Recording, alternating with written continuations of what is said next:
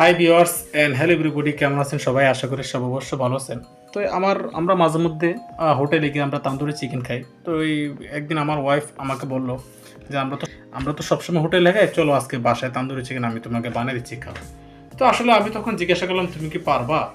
না, তখন বললো যে না, আমি পারবো। আমাকে বললো বাজার থেকে একটা মুরগি নিয়ে আসার জন্য। তখন আমি একটা মুরগি নিয়ে আসলাম। মুরগিটা আনার পরে বাসায় সুন্দরভাবে পরিষ্কার করলো, কাটাকাটি করে পরিষ্কার করলো। তারপর দেখলাম যে ওখান আমি বাজারে যাওয়ার সময় তখন সে বিভিন্ন ধরনের মশলা, পেঁয়াজ কুচি, রসুন কুচি, তারপর হচ্ছে আদা কুচি, আর যত ধরনের মশলা লাগে সেগুলো পেস্ট করে রাখছে। পেস্ট করে রাখার পরে সেইটাতে একটা কড়ার মধ্যে আমি দেখতে পেলাম যে একটা কড়ার মধ্যে পরিমাণ মতো তেল ঢেলে দিছে। দেওয়ার পরে তারপর হচ্ছে যে পেস্টের যে অংশটা, যেটা পেস্ট করে রাখছিল সেটা ঢেলে দিছে। ঢেলে দেওয়ার পরে তারপর আমরা দেখলাম যে সে যে আদাটা ঢেলে দিছে। আদাটা ঢেলে দেওয়ার পরে তারপর কি করলো, সে সামান্য একটু আচারের তেল দিয়ে দিল। তো সে একটা আচার, আমি তখন জিজ্ঞাসা করলাম যে আচারের তেলটা কেন দিল? তখন যে এটা একটু মজা হবে। তারপর সে পরিমাণ মতো লবণ দিয়ে দিল। তারপর সে আরেকটু লবণ দিল। তারপর আমি জিজ্ঞাসা করলাম সেটা কি মজা হবে? কয় দেখো, খুব মজা হবে, আমি মজা করে তান্দুরি চিকেন করতে পারি। একদম সে মুরগিটা পুরোটা সে তান্দুরি চিকেন করবে। তারপর সে এটাতে কী করলো, সে পরিমাণ মতো হলুদ দিল। হলুদ দেওয়ার পরে তারপর আমি কিন্তু আবারও জিজ্ঞাসা করতেছি এটা কি মজা হবে? কয় না, দেখবে মজা হবে। তারপর সেটাতে আমি যা যা দেখলাম সেটা আপনাদেরকে শেয়ার করতেছি। সেটা হচ্ছে সে পরিমাণ মতো মরিচ দিল, তারপর হচ্ছে জিরার গুঁড়া দিল, তারপর দেখলাম যে ধনিয়ার গুঁড়া দিল। ধনিয়ার গুঁড়া দেওয়ার পরে যে সবগুলো একসাথে সে নেড়ে দিল। নেড়ে দেওয়ার পরে তারপর দেখলাম যে আমরা 5 থেকে 7 মিনিট নেড়ে চেড়ে দিল। 7 মিনিট নেড়ে চেড়ে দেওয়ার পর যখন দেখলাম যে ভালো একটা পেস্ট, সে সুস্বাদু একটা গ্রান আসছে। সে গ্রানটা আসার পর আরেকটু সে জিরার গুঁড়া দিয়ে দিল। জিরা গুঁড়া দেওয়ার পর সুন্দর একটা কালার, যেটা আমরা জালমুড়ি খাওয়ার সময় দেখি, বা জালমুড়ি মশলা দেয় সেরকম একটা মশলা হলো। তারপর একটা কি দিল, সে একটা টেস্টিং সল দিল। টেস্টিং সলটা দিল কেন, আমি জিজ্ঞাসা করলাম যাতে একটু মজা হয়। তারপর সেটার মধ্যে এই যে ঝালমুড়ির মতো যে মশলাটা হচ্ছে, ভালো একটা গ্রান আসছে, সেটার মধ্যে সে পরিমাণ মতো পানি ঢেলে দিল। পানি ঢেলে দিলে একটু নেড়ে চেড়ে দিল। নেড়ে চেড়ে দেওয়ার পর পাশে সে মুরগিটা রাখলো, পরিষ্কার করার মুরগিটা। তারপর যখন খুব ভালোভাবে বয়েল আসার পরে সে এটার মধ্যে মুরগিটা ছেড়ে দিল। আর মুরগিটা ছেড়ে দেওয়ার পরে আমি জিজ্ঞাসা করলাম এত পানি? তাই বলে তুমি তান্দুরি চিকেন করতে এত পানি লাগে?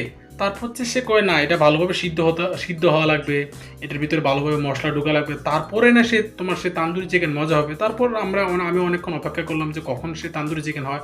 তারপর সে একটা বড় ঢাকনা দিয়ে সে ঢেকে দিল।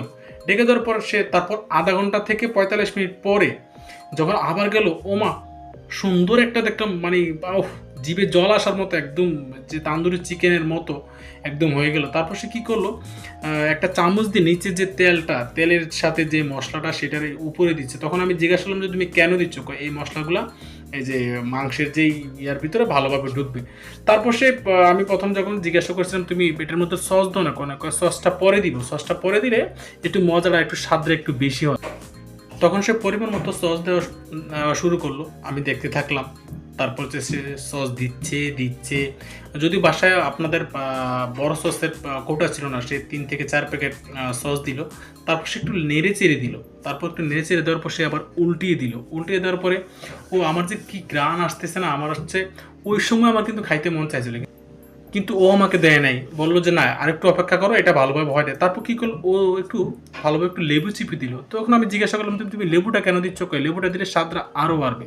তখন সে 2 থেকে 3টা পিস করা লেবুর যেটা ভালোভাবে চিপে দিল। ভালোভাবে চিপে দেওয়ার পরে সে আবারও চেষ্টা করলো, উল্টো পাল্টে দেওয়ার চেষ্টা করলো। কেন হচ্ছে, তখন আমি আবার জিজ্ঞাসা করলাম তুমি কেন উল্টা পাল্টা করতেছ?